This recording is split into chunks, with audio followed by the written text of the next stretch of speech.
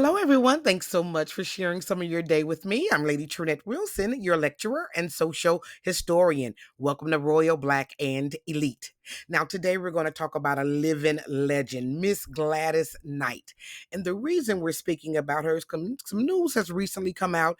And did you know she was 81 years old? Yeah, I think she's very worthy of a Royal Black and Elite lecture. And with the news that came out, I really kind of wanted to share her life with you now and also have you pray for her if you are a person who prays. So let's get into our lecture. Oh, thank you all for liking, sharing, and subscribing. And of course, hello, Royalers. Thank you all so much. Y'all, we're almost at 45,000. Let's get those numbers up. I'm so excited about how excited you all have been around our Black History lectures. So, Miss Gladys Knight, ooh, if you were like me, her music was a part of your childhood. And I still listen to a few of her throwbacks even today. She was born in Atlanta, Georgia on May the 28th, 1944. Her mother's name was Sarah Elizabeth, and she was a nurse's aide. And her father, who was a postal worker, his name was Merrill. Now, she had two brothers and one sister. Her brother, Merrill, Bubba Jr., so we all know Bubba, he was in her group, and Brenda. So they were part of the Pips, and then her other brother David. So she started singing at only 4 years old at church. And by the time she was 8, she was winning contests. So they formed a group because that's what they did back then. And this is in 1952. And from the beginning, they named the group the Pips. So they never changed their name the entire time they were in business. It was Gladys, her brother Bubba, her sister Brenda, and two of their cousins, one named Eleanor and William Guest. Now, they signed their first record contract when she was only 13 years old with Brunswick Records in 1957. And at that time, they had been performing at like churches and shows and clubs around the city. Now, after a few lineup changes, Gladys and the Pips, and they were called the Pips, all of them at that time, debuted their first album in 1960. And one of her singles, Every Beat of My Heart, did well. Now, that was a little bit before my time. Now, how many of you all remember that song, though? I know my mama played it. That same year, and she was only 16 during that time, and they were doing well with their music. She also got married. And back in those days, they did get married early. This was her high school. His name was Jimmy Newman. They had two children. One was named James Jimmy Gaston, and one was named Kenya. Now, after a break with the Pips, she got back with them. They moved to Detroit. But unfortunately, her marriage didn't last long. After some reported substance abuse on his behalf and his part, he left the family, abandoning them. She was only 20 years old. You know how they do. They stayed separated though for a long time, and finally in 1973 she did divorce them. So that's how they ended, and he passed shortly on. So the Pips along the way with Gladys, they were doing good. And so they signed with Motown Records in 1966. They shot straight to the top. And despite some reservation thinking they were going to be like a second tier group, they did really well. They brought out banger after banger. In 1967, they wrote I Heard It Through the Grapevine. And if you're a little younger, you might have remembered Marvin Gaye remade that song. In 1969, who could forget Nitty Gritty and the song Friendship? And in 1970, If I Were Your Woman and You Were My Man. Woo, I remember those songs so intimately. In 1971, I Don't Want to Do Wrong. And in 1972, one of the biggest hits of her time, Neither One of Us Wants to Be the First to Say Goodbye. So the Pips had so many hits, had so many shows. And I was sharing with some, my mom was a model back during that time, and we met Gladys Knight in the Pips. We met Grady, we met Sanford and Son. So many great times. I miss my mom so much. Rest in heaven, mama. So they were on just a tour. I mean, they were doing so well. And it said, though, they were opening up for the Supremes, and her and Diana reportedly fell out. Now, Gladys said it was because Diana couldn't take it that she was, they were upstaging the Supremes. Now you know them was some hits coming back to back from both groups. So I don't know how true that was. And but however, Barry Gordy came out and said that Gladys was causing trouble. Now who knows what the truth is? All we know is that in 1973 they left Motown.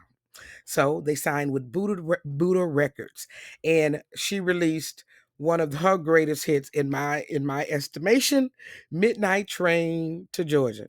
He's leaving on the midnight train to Georgia. Oh, that girl said, "I'd rather live in his world than live without him in mine." Oh, how many of you ladies know that song? And men.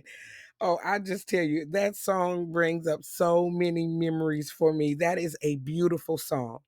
So after that year, she divorced the man that she had spent most of her life with, which was Mr. Newman. So, and then he passed after that. So I know there was probably a lot of feelings there.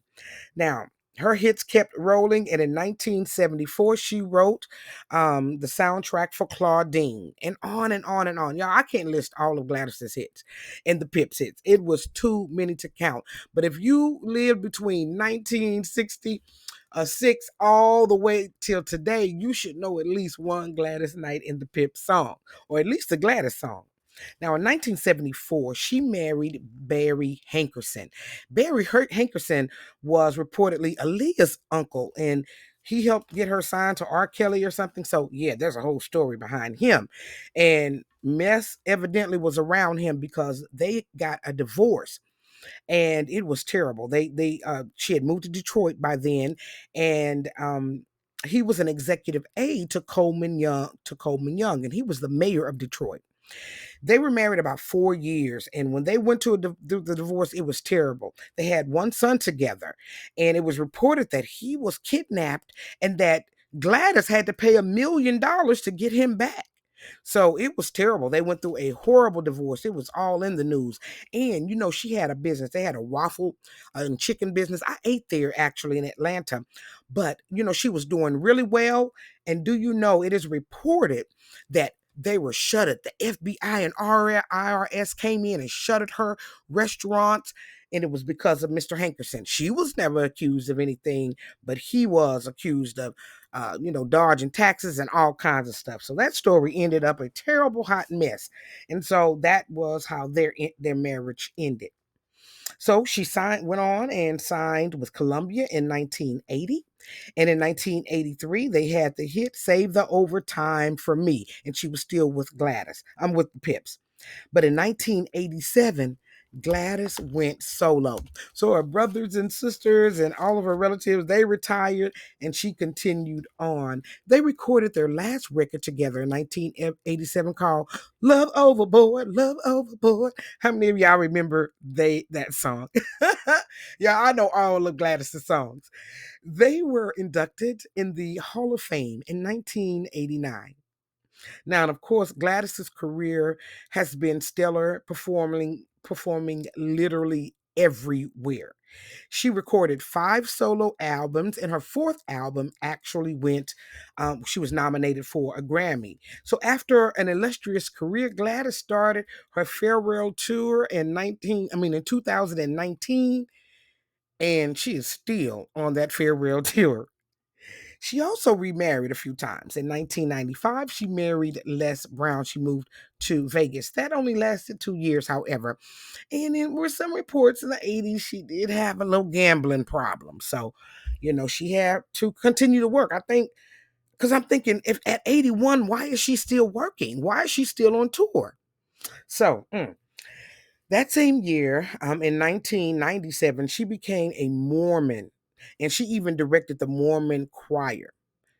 Sadly, in 1999, her oldest son, with Mr. Newman, he passed. He had a sudden heart attack. He was only 36 years old. Her final marriage to the man she's married to now, William McDowell, took over her management and everything, and they've been married for almost 25 years. They reside in Fairview, North Carolina. Now, as Gladys begins the end of her journey, she is 81 years old, news hit some of the gossip blogs, one in particular called The Shade Room, and some other outlets, that her son, Shanghai Hankerson, and that's the one who she had with Barry Hankerson, the one who had supposedly got kidnapped, that she had to give $1 million to, all that mess. He says now that her husband is taking advantage of her, that she is having some decline mentally, and, so there's some problems there. And during this time also, that was 2016 that she had all her restaurants shuttered. So it's a lot been going on in her life. And he says that she can't be trusted and he can't be trusted, and that he has reported her to DHS. Even her road manager says that there's definitely some decline. So we want to pray for Gladys, keep our eyes on her, definitely keep her lifted up in prayer. And we hope that all is well with Gladys. And we thank her. We don't want her to go the way of B. Smith. And definitely check out my video down below about what happened to her at the end of her career with her husband. But they've been married 25 years. And so, he knows his wife. And she stayed married to him longer than anybody else. So, there's two sides to every story. So we hope Gladys is well. So thank you very, very much for tuning in today. As you know, my lectures are always for educational and entertainment purposes only, and the Fair Act use is in my description and in effect. And of course, this is all alleged. Now, I also want you to keep learning. So click on down below to learn some more history. Right there, click down below so that you can continue learning, especially about B. Smith's life. It was a really interesting video I did on them. And I want to thank you for liking, sharing, and subscribing. It pushes it through the algorithm. I'll see you on another great episode of Royal Black and Elite.